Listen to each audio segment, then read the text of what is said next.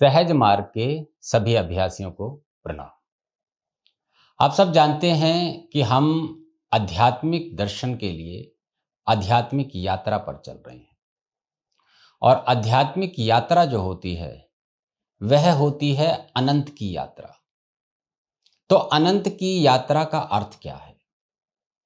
जो यात्रा हमें अनंत तक ले जाए, अर्थात अल्टीमेट तक ले जाए, या यूं कहें भूमा तक ले जाए, वही अनंत यात्रा है। तो इस यात्रा में हम धीरे धीरे प्रगति करते हैं और प्रगति करके हम विभिन्न दशाओं का दर्शन करते हैं।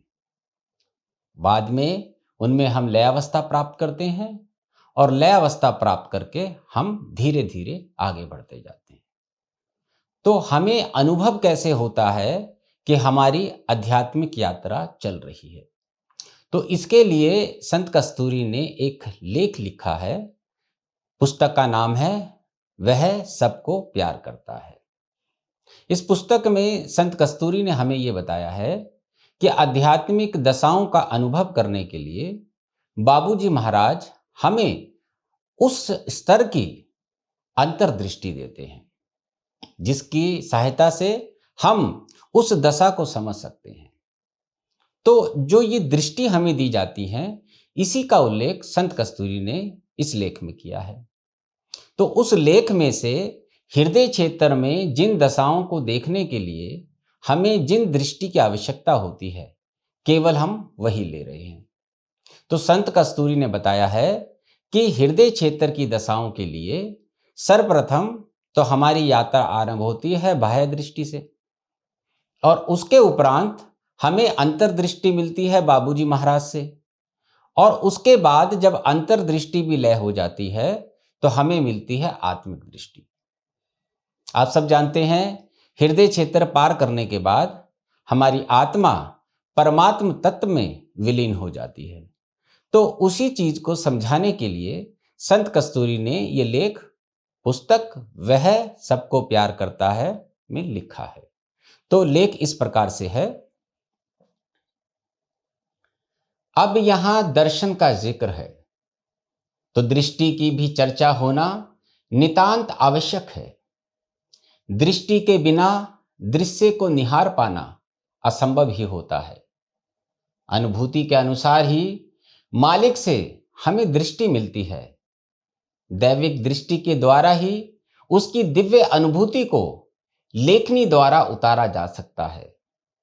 आज पुनः एक बार मेरा अतीत अर्थात मेरा अभ्यास काल मेरे समक्ष लाकर ही मानो बाबूजी महाराज ने लेखनी को उठाने की अनुमति प्रदान कर दी है। तो संत कस्तूरी यहां पर बता रही हैं कि जो मैं इस पुस्तक में लिखने जा रही हूं, उस लिखने के लिए ही बाबूजी ने मुझे वो दृष्टि प्रदान की है।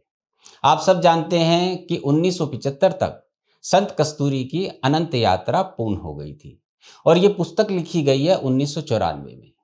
तो वो दशाएं बाबूजी महाराज दोबारा संत कस्तूरी के समक्ष ला रहे हैं कि वह इन सभी दशाओं को अपनी पुस्तक में लिख सके। इसीलिए संत कस्तूरी कह रही हैं कि उस लेखनी में ताकत भरकर उसको उठाने की शक्ति बाबूजी महाराज ने मुझे दी है।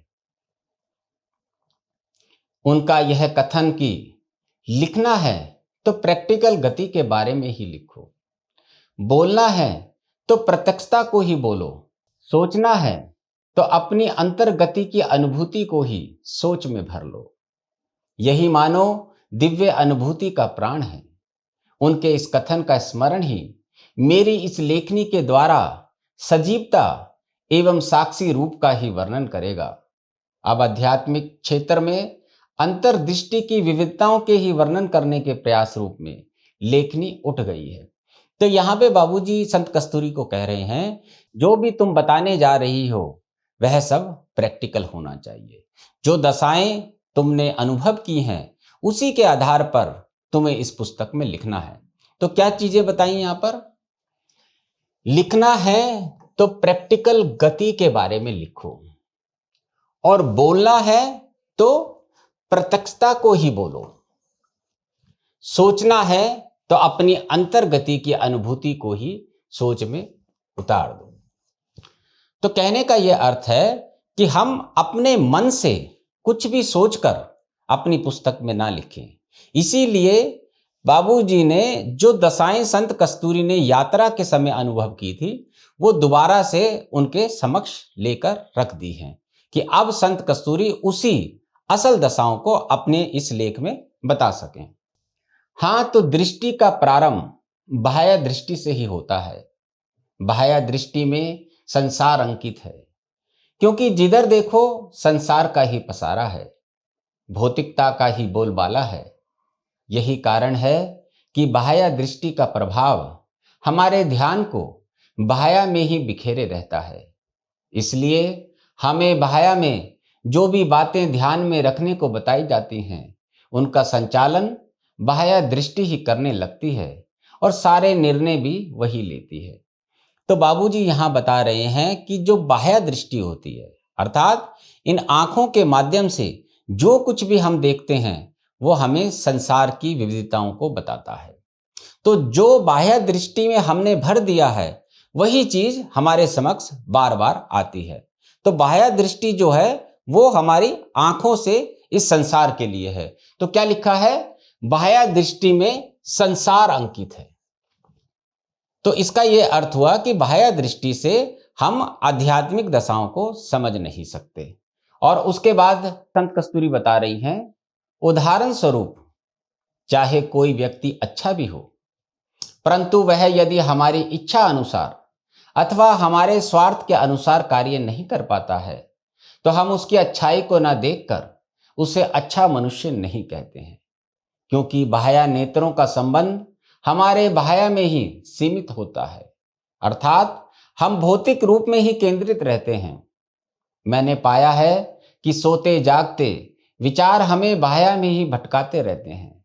विचार भी क्या करें, हम उनमें जैसा रंग भरेंगे वैसा ही तो चित्र हमें दिखाएंगे। अब यहाँ पे संत कस्तूरी बता रही हैं कि जो हमारी बाह्य दृष्टि है वो संसार की ओर ही आकर्षित है, और हमने जैसा रंग उसमें भर दिया है वैसे ही विचार हमारे अंदर पनपते हैं। तो इसका एक उदाहरण संत कस्तूरी ने दिया है कि अगर आप बाह्य विचार से किसी व्यक्ति के बारे में गलत विचार रखते हैं या वह व्यक्ति आपके अनुसार कार्य नहीं करता है, तो वह आपकी नजरों में बुरा हो जाता है, चाहे वह कितना भी अच्छा व्यक्ति हो। तो इसको बताने का मकसद क्या है? इसको बताने का यह मकसद है कि आध्यात्मिक दशाओं को बाह्य दृष्टि से नहीं समझा जा सकता। उसके लिए हमें बाबूजी महाराज अंतर्दृष्टि ही देते हैं। कोई अभ्यासी किसी दूसरे अभ्यासी के बारे में तब तक नहीं बता सकता जब तक कि उसकी अंतर्दृष्टि बाबूजी द्वारा जागृत नहीं की गई हो। श्री बाबूजी महाराज से एक अभ्यासी ने जब यह प्रश्न किया, बाबूजी हमें कैसे पता चले कि हमारी आध्यात्मिक उन्नति हो रही है, तो बाबूजी का उत्तर यही था कि विचारों की रंगत को पढ़ो, क्योंकि पहले विचारों की रंगत ही बदलती जाती है। विचारों को जहां बाह्य भलाई बुराई में आनंद आता था, वहां फिर ईश्वरीय चर्चा में आनंद आने लगता है। फलस्वरूप ध्यान स्वतः ही बाह्य से हटकर अंतर में विद्यमान ईश्वर की ओर मुड़ने लगता है, और बाह्य नेत्र बार बार बंद होकर मानो बाह्य दृष्टि को समेटकर अंतर में खींच ले जाना चाहते हैं। तो यहाँ पे एक उदाहरण दिया कि बाबूजी महाराज से एक अभ्यासी ने पूछा कि बाबूजी महाराज, क्या मेरी आध्यात्मिक उन्नति हो रही है या नहीं, ये मुझे कैसे पता चलेगा? तो बाबूजी महाराज ने कहा कि जो विचारों की रंगत है उनको पढ़िए। क्या लिखा है? विचारों की रंगत, अर्थात हमारी जो विचारों में अब बदलाव आ रहा है बाह्य दृष्टि से अंतर्दृष्टि का, उसको जानिए। क्योंकि जब आप आध्यात्मिक यात्रा में आगे बढ़ते हैं तो सर्वप्रथम आपके विचार ही बदलते हैं। और यहाँ पे एक उदाहरण और दिया है कि जो आनंद हमें बाहर की चीजों में आता था, अब केवल ईश्वर ध्यान में ही आता है। क्या लिखा है यहाँ पे? विचारों को जहां बाह्य भलाई बुराई में आनंद आता था, वहां फिर ईश्वरीय चर्चा में आनंद आने लगता है। तो ये जो ईश्वरीय चर्चा में आनंद आने लगता है, यही बताता है कि हमारी आध्यात्मिक यात्रा आरंभ हो गई है। तो इस प्रकार से ये चीज बताई गई है। इसलिए श्री बाबूजी महाराज ने ध्यान अंतर में रखने के लिए कहा और दृष्टि को विचार द्वारा अंतर में स्थित ईश्वरीय प्रकाश में डुबोते हुए अपने ध्यान को ईश्वर के ध्यान में स्थित रखने को बताया है, जिससे हमारे विचार वही पावन रंग लेना शुरू कर दें जो हमें ईश्वर के निकटतर लाने में समर्थ हैं। श्री बाबूजी द्वारा बताए सहज मार्ग में बस इतना सा ही ध्यान रखना आध्यात्मिकता में गजब ढा देता है। आप सब जानते हैं, सहज मार्ग में जब हम पूजा में बैठते हैं, जिसको आम भाषा में ध्यान कहते हैं, तो बाबूजी ने बताया है कि मेरे हृदय में ईश्वरीय प्रकाश है। अब वह ईश्वरीय प्रकाश ईश्वर है, तो जब हम उसके निकट जाते हैं तो हमें पता लगता है कि वह ईश्वरीय प्रकाश ईश्वर का ही अंश है। तो इसमें क्या बताया है कि जब आप ध्यान में जाते हैं तो जो आपकी बाह्य दृष्टि है वह अंतर में ईश्वर में स्थित होने लगती है। जब आप नियमित रूप से ध्यान करना आरंभ कर देते हैं, तब आपको ये विश्वास हो जाता है कि ईश्वर मेरे भीतर है और उसी में आप स्थित होने लग जाते हैं। क्या लिखा हुआ है यहाँ पे? अंतर में स्थित ईश्वरीय प्रकाश। और हम ईश्वरीय प्रकाश जो है उसी में हम स्टैटिक होने लग जाते हैं, हम इसमें स्थिर हो जाते हैं। बार बार इस अभ्यास में लगे रहने से एक दिन दृष्टि अंतर्मुखी हो जाती है। अब यहां पर पहली बार अंतर्मुखी दृष्टि का उल्लेख किया गया। जो आनंद हमें अपनी बाह्य दृष्टि, जो हमारी आउटर विजन है, उससे सांसारिक सुखों में आता है, और जब हमें यह पता लग जाता है कि ईश्वर मेरे भीतर ही है, तो मेरी अंतर्दृष्टि जो है वो खुलना आरंभ हो जाती है। अंततः अंतर में ही बस जाती है और बाह्य दृष्टि मानो हमसे जुदा होकर अकेली ही बाह्य के कार्यकलापों की जिम्मेदारी संभाल लेती है। अब यह भी बड़ी गहरी बात है। जब आपकी अंतर्दृष्टि जागना शुरू हो जाती है तो जो आपकी बाह्य दृष्टि है वो अंतर्दृष्टि से अलग हो जाती है। आपका अंतर हर क्षण ईश्वरीय ध्यान में डूबा रहता है और बाह्य दृष्टि जो है वो बाहर के कार्य स्वतः ही करने लग जाती है। तब वह हमारा अर्थात हमारे अहम से निर्णय ना मांगकर स्वयं ही सांसारिक कार्यों का संचालन करती है। तो एक तरह से जो बाह्य दृष्टि है वो ऑटोमेटिक हो जाती है। बाह्य दृष्टि मतलब जो परिवार के कार्य हैं, जो हमारे कमाने के कार्य हैं, वह स्वतः ही करने लग जाती है और अंतर्दृष्टि से हम ईश्वर के ध्यान में रहना आरंभ कर देते हैं। फलस्वरूप ऐसी रहनी जब सुदृढ़ हो जाती है, तब क्रमशः हमें संस्कारों से परे इस गति का अनुभव होने लगता है कि गुण गुण में ही बरत रहे हैं और हमारा ध्यान एवं दृष्टि अंतर में लय रहते हुए ध्यान में मगनता को प्राप्त करती जाती है। अब ये सबसे इंपॉर्टेंट बात आ गई। जब कालांतर में अभ्यास करते करते ऐसी स्थिति आ जाती है कि बाह्य दृष्टि बाहर के कार्य करती है और अंतर्दृष्टि ईश्वर ध्यान में डूबी रहती है, तो होता क्या है कि हमारे अंदर संस्कार बनना बंद हो जाते हैं। बाबूजी महाराज ने सत्य का उदय पुस्तक में स्पष्ट रूप से बताया है, कर्तव्य को कर्तव्य समझकर जब करते हैं तो उसके संस्कार नहीं बनते। तो हमारे जो अंतर्दृष्टि है वो हमारे अंतर मन में डूबी रहती है और जो बाह्य दृष्टि है वो अंतर मन को परेशान नहीं करती। जब अंतर मन में कोई बात नहीं पहुंचती है तो वो विचार नहीं करता, और जब वह विचार नहीं करता है तो हमारे संस्कार नहीं बनते हैं। और इसमें लिखा है गुण गुण में ही बरतते हैं। इधर अंतर में अंतर्दृष्टि तत्पर रहती है। अभ्यास में बदलती हुई मन स्थिति को पढ़कर हमें बताती जाती है और तभी हमें उसे बाबूजी को लिख पाने में सफल हो जाते हैं। ये तो हम सभी जानते हैं कि बाह्य दृष्टि से सांसारिक कर्म एवं व्यवहार चलते हैं और अंतर्दृष्टि द्वारा आत्मिक गतियों के अनुभव की पकड़ होती जाती है। अब यहाँ पे बड़ी ही खास बात संत कस्तूरी ने बताई है। वो क्या बताई है कि जो हमारी बाहरी दृष्टि है वो सांसारिक कर्म एवं व्यवहार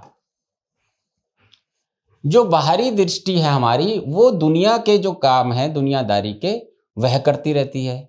और जो हमारा अंतर है वो हमारे आत्मिक गतियों के अनुभवों की पकड़ उसको बताता है। अब हमारे आध्यात्मिकता में सहज मार्ग में होता क्या है?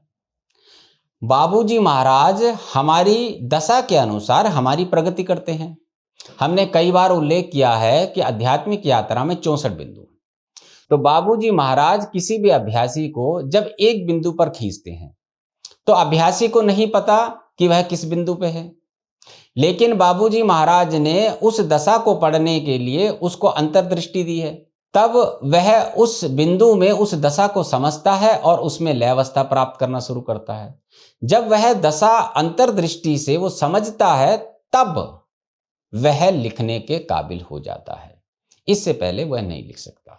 तो यही चीज यहां पे बताई है कि एक आवश्यक तथ्य यह भी लिखना है कि अंतर्दृष्टि ईश्वरीय प्रकाश से प्रकाशित होती चली जाती है।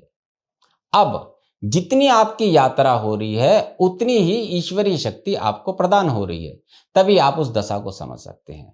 आप किसी भी आध्यात्मिक लेख, चाहे संत कस्तूरी का हो चाहे बाबूजी महाराज का, वो पुस्तक सैकड़ों बार पढ़ लीजिए, लेकिन अगर वह दशा आपकी नहीं है तो आपको वह बात समझ नहीं आएगी, क्योंकि इसके लिए अंतर्दृष्टि में ईश्वरीय शक्ति बाबूजी द्वारा ही प्रदान की जाती है। सहज मार्ग साधना में हृदय में ध्यान को ईश्वरीय प्रकाश में डुबोए रखने के अभ्यास से अंतर्दृष्टि उसमें स्थिर हो जाती है। तो क्या बताया है? सहज मार्ग साधना में हृदय में ध्यान को ईश्वरीय प्रकाश में डुबोए रखने के अभ्यास से अंतर्दृष्टि उसमें स्थिर हो जाती है। अब ये जो अंतर्दृष्टि है ये हर क्षण उसी में डूबी रहती है। अब ये सारी जो दृष्टि के बारे में संत कस्तूरी बता रही हैं, ये दशाएं हमारे हृदय क्षेत्र की। आप सब जानते हैं हृदय क्षेत्र में हमारे 26 बिंदु हैं और 5 वृत्त हैं, और इसी के भीतर हमें मोक्ष और मुक्ति की दशा प्राप्त होती है, जिसको कि हम सेल्वेशन और लिबरेशन कहते हैं। तो वही चीज यहाँ पे बताई है कि हमारी अंतर्दृष्टि उसमें स्थिर हो जाती है। किसमें हो जाती है? हमारे अंतर में। इतना ही नहीं, क्रमशः अंतर्दृष्टि तब से ज्योतिर्मय हो उठती है और उसे ईश्वरीय सामीप्यता की अनुभूति बराबर मिलना प्रारंभ हो जाती है। अब हमारी अंतर्दृष्टि है जो स्थिर हो गई है, तो उसको क्या होता है? ज्योतिर्मयी हो जाती है, वो प्रकाशित हो जाती है। उस अंतर्दृष्टि की देखने की शक्ति बढ़ जाती है, और जब वह शक्ति बढ़ती है तो ईश्वरीय सामीप्यता, हमारी यात्रा जो है वो पहले वृत्त से 16 वृत्त तक चलती है। तो पहले वृत्त से यात्रा आरंभ होके हम ईश्वरीय क्षेत्र में ईश्वर के निकट जाते हैं। तो जब हम स्थिर हो जाते हैं तो हमारी अंतर्दृष्टि ये हमें महसूस कराती है कि हम उसके समीप हो रहे हैं।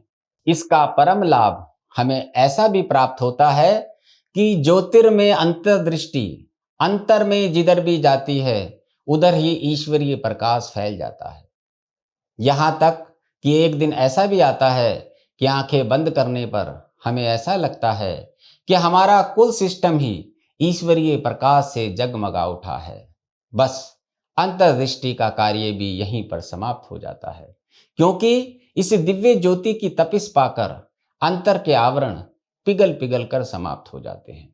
अब हमारी जो यात्रा है उसमें हम अहम के जो आवरण हैं वो पिघलाते हैं। और वो पिघलते कैसे हैं? जब बाबूजी की प्राण आहुति हमें निरंतर मिलती है और हम सतत स्मरण में डूबे रहते हैं।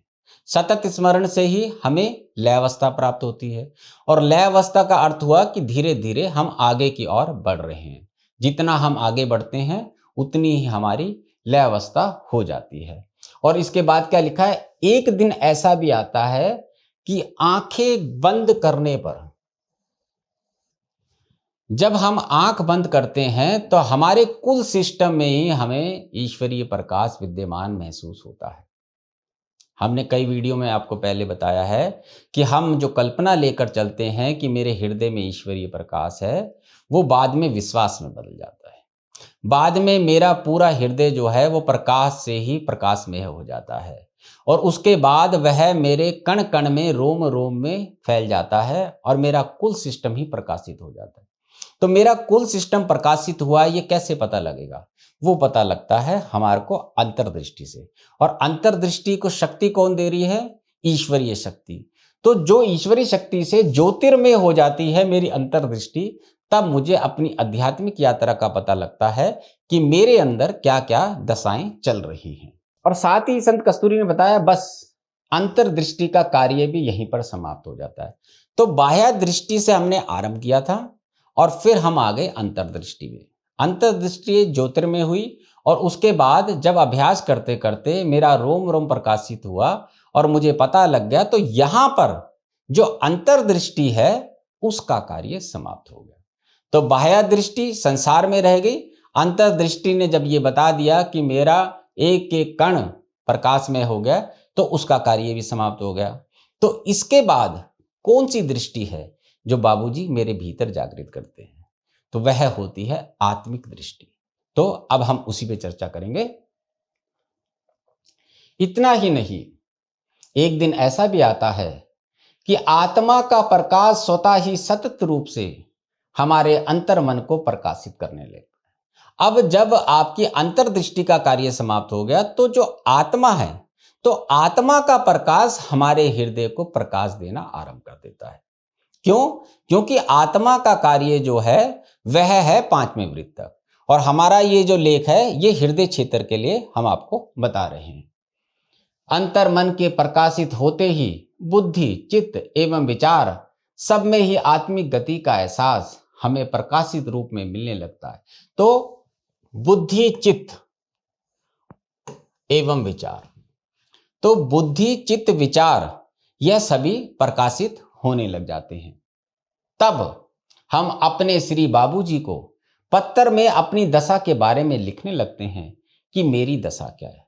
जब आप ये महसूस करते हैं, फिर जो आप पत्र बाबूजी महाराज को अर्थात संत कस्तूरी पर आध्यात्मिक शोध हुआ था, तो वह अपनी हर दशा को पत्र के माध्यम से बाबूजी को लिखती थी।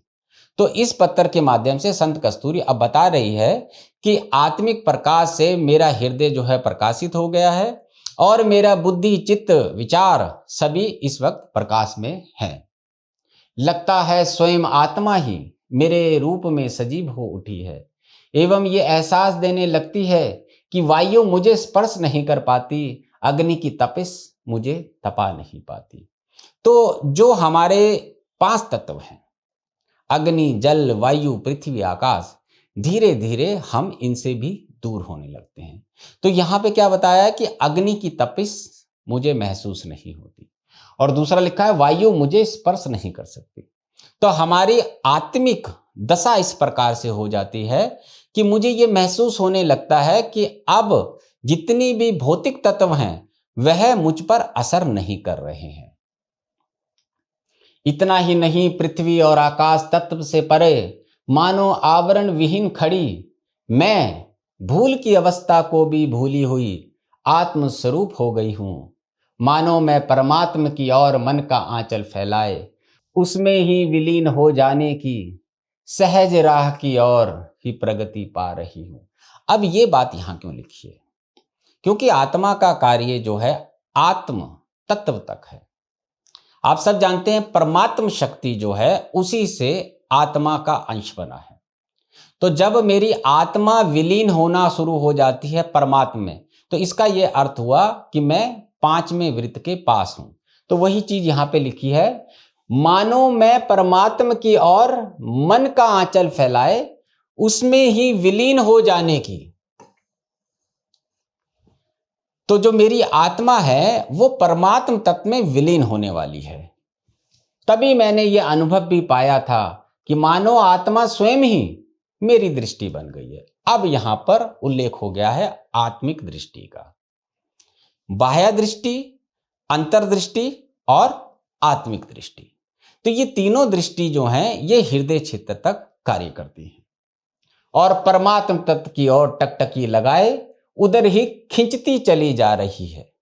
क्यों खिंचती जा रही है? क्योंकि ये यात्रा अनंत है। केवल हृदय क्षेत्र पार कराना ही बाबूजी का उद्देश्य नहीं है। बाबूजी का जो अवतरण हुआ है वह समस्त मानव जाति को भूमा साक्षात्कार कराना है।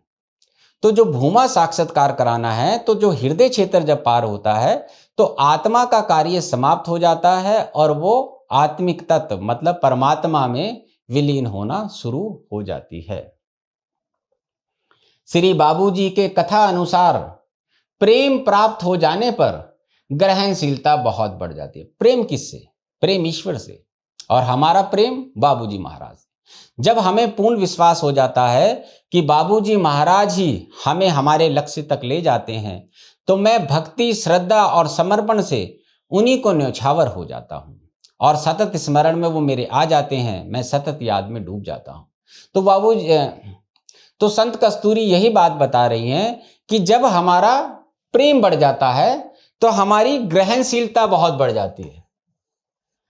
किसी भी चीज को ग्रहण करने की शक्ति बढ़ जाती है जब मैं बाबूजी के प्रेम में डूब जाता हूं। इसीलिए कहा गया है कि बाबूजी को समर्पित हो जाइए। बाबूजी के अलावा अगर हम किसी पर भी ध्यान लगाते हैं, किसी को भी समर्पित होते हैं, तो हमें कुछ भी लाभ नहीं होता। और एक बार अगर हम भूमा की शक्ति बाबूजी महाराज को समर्पित हो जाते हैं, तब हमारी ग्रहणशीलता बढ़ जाती है और हमारी प्रगति भी गति पकड़ लेती है। इसलिए ऐसा लगने लगता है कि मानो आत्मिक दृष्टि परमात्म शक्ति में होकर उस शक्ति को आत्मसात करती जा रही है।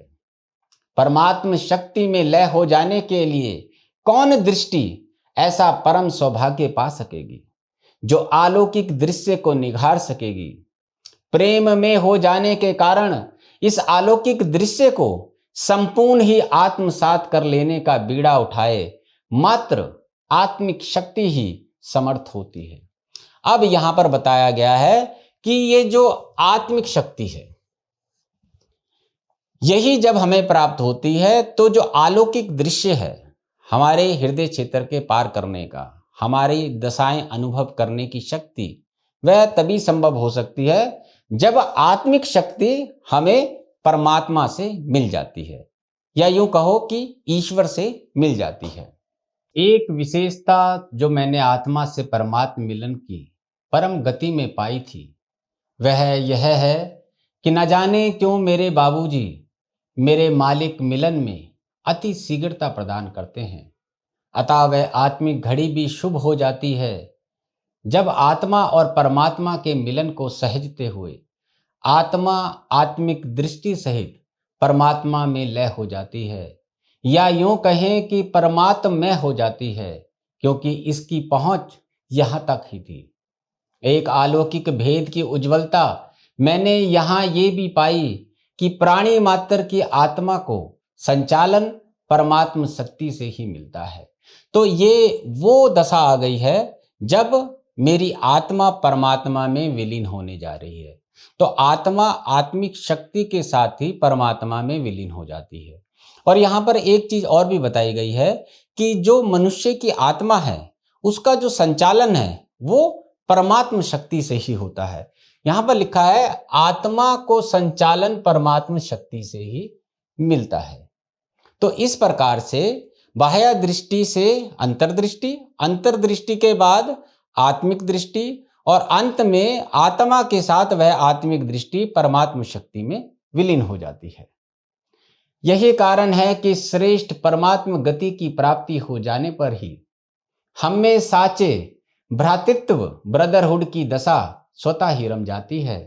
तब ना कुछ सोच होती है, ना अभ्यास का ख्याल आता है कि सबको अपना मानो, बल्कि यह सत्य तब हमारे अंतस में स्वमेव उज्जवल हो जाता है कि हमें कोई चाहे कितना ही कष्ट क्यों ना पहुंचाए, उसके लिए भी परायेपन का एहसास हम स्वयं में ला ही नहीं सकते हैं, क्योंकि इस गति को प्रदान कर मानो श्री बाबूजी हमारे समस्त अंतकरण को अपनायत की चादर से ढक देते हैं।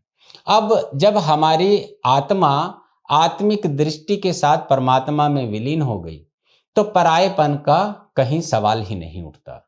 इस दशा के बाद हमारा परायापन खत्म हो जाता है, हमें किसी भी बातों का असर नहीं होता है, हमारे अंदर ब्रदरहुड पनप जाता है, सारी सृष्टि हमें अपनी लगने लगती है। यहाँ पर बाबूजी ने क्या बताया है?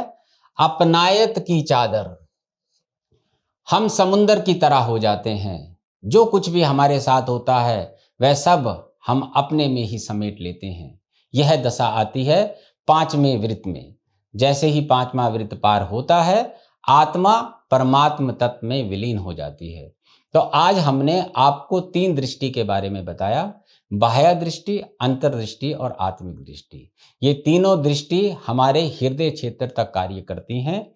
एक बार हमारा लिबरेशन हो जाता है, उसके बाद हमारे अंदर एक अपनायत की दशा आ जाती है और सारी सृष्टि हमें अपनी लगने लगती है। उसके उपरांत कोई हमें भला बुरा भी कहे तो उसका असर हमारे ऊपर नहीं होता है। तो इस प्रकार से हमारी दृष्टि खुलती है।